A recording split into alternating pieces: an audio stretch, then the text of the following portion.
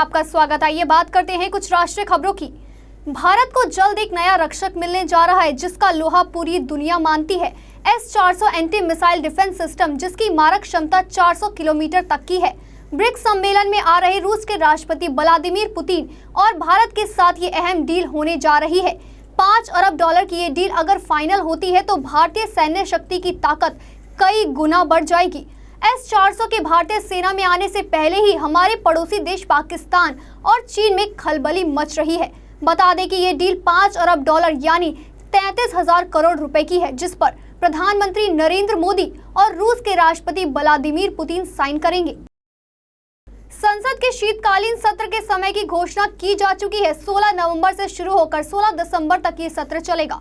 बता दें कि पहले कहा जा रहा था कि केंद्र सरकार जीएसटी को 1 अप्रैल से लागू करने के अपने लक्ष्य को पाने के लिए शीतकालीन सत्र तय समय से 1 पखवाड़ा पहले बुला सकती है, लेकिन ऐसा नहीं हुआ।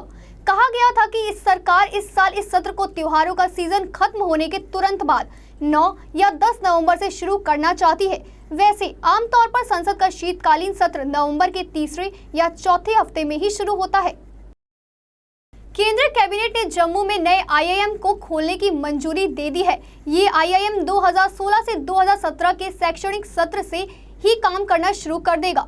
शुरुआती साल में यह आईआईएम जम्मू कश्मीर में मौजूद old government college of engineering and technology campus से चलेगा।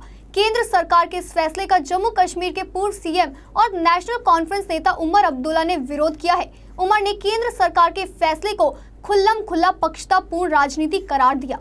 उमर ने महबूबा मुफ्ती पर भी जोरदार हमला किया। उमर की पार्टी ने कहा कि महबूबा ने सत्ता में रहने के लिए अपनी आत्मा बेच दी है।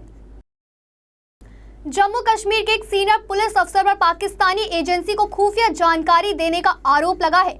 खबर के मुताबिक उसने कश्मीर घाटी में तनाव और हिंसा के दौरान खुफिया जानकारी पाकिस्तानी एजेंट को दी। डीजीपी के राजेंद्र कुमार ने आरोपी डीएसपी को सस्पेंड कर दिया है। मीडिया रिपोर्ट्स के मुताबिक जम्मू कश्मीर के डीजीपी राजेंद्र कुमार काफी दिनों से डीएसपी तनवीर अहमद पर नजर रखे हुए थे। उन्हें जानकारी मिली थी कि तनवीर लगातार पाकिस्तानी एजेंट के संपर्क में है और उन्हें फोन के जरिए पुलिस और रक्षा संबंधी जानकारियां लीक कर रहे थे। लखनऊ में गुरुवार बीजेपी के राष्ट्रीय अध्यक्ष अमित शाह प्रदेश में 5 नवंबर से बीजेपी की परिवर्तन यात्रा की शुरुआत सहारनपुर से करेंगे। वहीं इस परिवर्तन यात्रा का समापन 24 दिसंबर को लखनऊ में प्रधानमंत्री नरेंद्र मोदी की रैली के जरिए होगा। राजधानी लखनऊ के पार्टी मुख्यालय में बैठक के बाद ये जानकारी बीजेपी के प्रदेश अध्यक्ष केशव प्रसाद मौर्य ने दी। इस परिवर्तन यात्रा में पार्टी के वरिष्ठ नेता आम जनमानस तक पार्टी की नीतियों को पहुंचाने का काम करेंगे। बैठक में यूपी के प्रभारी ओम माथुर भी मौजूद थे। अरुणाचल प्रदेश के पेमा खांडू सरकार में जल्दी बीजेपी का एक मंत्री शामिल होगा। खबर के मुताबिक विधानसभा में विपक्ष नेता तामियो तागा जल्द ही खांडू कैबिनेट में शामिल किए जा सकते हैं। एक रिपोर्ट के मुताबिक इसके बाद अरुणाचल प्रदेश देश का 14वां राज्य हो जाएगा जहां बीजेपी सरकार में है। वहीं क्षेत्रीय पार्टियों के साथ सरकार साझा करने वाला ये 6वां राज्य है। वहीं पिछले साल खांडू और उनके मंत्री कांग्रेस का हाथ छोड़कर अरुणाचल पीपुल्स पार्टी में शामिल हुए थे।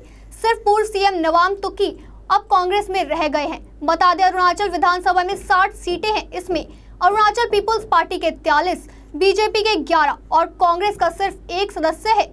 2 एमएलए निर्दलीय हैं और 3 सीटें खाली हैं।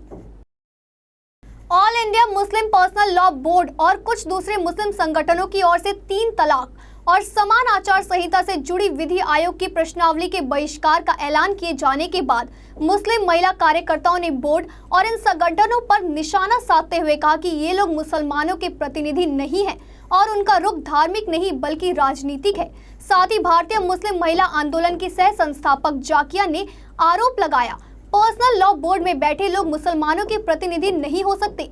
यह बोर्ड महज एक एनजीओ है और देश में हजारों एनजीओ हैं, इसलिए इनकी बात को मुस्लिम समुदाय की बात नहीं कहा जा सकता। गुजरात में सभा से पहले केजरीवाल के पोस्टर लगाए गए हैं। इसमें दिल्ली के मुख्यमंत्री अरविंद केजरीवाल को उसामा और हाफिज सईद के साथ पाकिस्तान का हीरो बताया गया है। 16 अक्टूबर को सूरत में होने वाली दिल्ली के मुख्यमंत्री अरविंद केजरीवाल की जनसभा से पहले केजरीवाल का जमकर विरोध शुरू हो गया है। जनसभा को लेकर लगाए गए पोस्टर न सिर्फ फाड़े गए बल्कि कालिक भी पोती गई है। इतना ही नहीं, केजरीवाल को आतंकियों के साथ दर्शाते हुए उन्हें पाकिस्तान का हीरो बताने वाला पोस्टर भी लगाया गया है। आपको बता दें कि अभी तक ये नहीं पता चल पाया है कि आखिर ये पोस्टर किसने लगवाए। हालांकि आप नेता अपने पुराना राग अलपाते हुए बीजेपी पर ही आरोप लगा रहे हैं। अमेरिकी गीतकार बॉब डिलन को इस साल का साहित्य का नोबेल दिया जाएगा। 1901 से अब तक 115 साल में 109 शख्सियतों को ये नोबेल पुरस्कार मिल चुका है, लेकिन ऐसा पहली बार होगा जब किसी गीतकार को साहित्य के लिए नोबेल के लिए चुना गया है। प्राइज के साथ डिलन को करीब 6 करोड़ 20 लाख रुपए मिलेंगे। डिलन ने 54 साल के करियर में 650 से ज्यादा गाने गाए और लिखे हैं। उन्हें अमेरिकी गीत परंपरा में उनके योगदान को लेकर नोबेल के लिए चुना गया है। बता दें 1997 में इटली के डारियो फो को भी साहित्य का नोबेल मिला था। आंध्र प्रदेश के मुख्यमंत्री चंद्रबाबू नायडू ने देश में काले धन पर लगाम लगाने के लिए जल्द 500 और 1000 रुपए के नोटों को बंद करने की अपनी मांग दोहराई है। उन्होंने नकद लेन देन पर प्रतिबंध लगाने की जरूरत पर बल दिया। अपने वेलगापुदी के नए कार्यालय में संवाददाता सम्मेलन को संबोधित करते हुए उन्होंने कहा कि राजनीति भ्रष्टाचार की पनाहगाह बन गया है। उन्होंने इसे लेकर अपनी चिंता जाहिर की। चंद्रबाबू नायडू बड़े नोटों पर प्रतिबंध लगाने की मांग कर रहे हैं। उन्होंने कहा कि वे इसके लिए प्रधानमंत्री को भी पत्र लिखेंगे। जवाहरलाल नेहरू विश्वविद्यालय एक बार फिर से विवादों में है। जानकारी के अनुसार जेएनयू में दशहरा के मौके पर एनएसयूआई के कार्यकर्ताओं ने प्रधानमंत्री नरेंद्र मोदी को रावण के तौर पर दर्शाते हुए पुतला जलाया, जिसके बाद विवाद काफी बढ़ गया है। वहीं इस घटना के सामने आते ही जेएनयू के वीसी ने मामले की जांच के आदेश दिए हैं। रिपोर्टों के अनुसार कांग्रेस के छात्र संगठन एनएसयूआई ने पीएम के साथ 9 चेहरे लगातार पुतले का दहन किया है। इसमें अमित शाह, बाबा रामदेव, नाथुराम गौडसे, जेएनयू के वीसी के चेहरे भी लगाए गए थे। मुंबई के बांद्रा ईस्ट में बहरामपाड़ा में एक 4 मंजिला इमारत गिरने से कोहराम मच गया।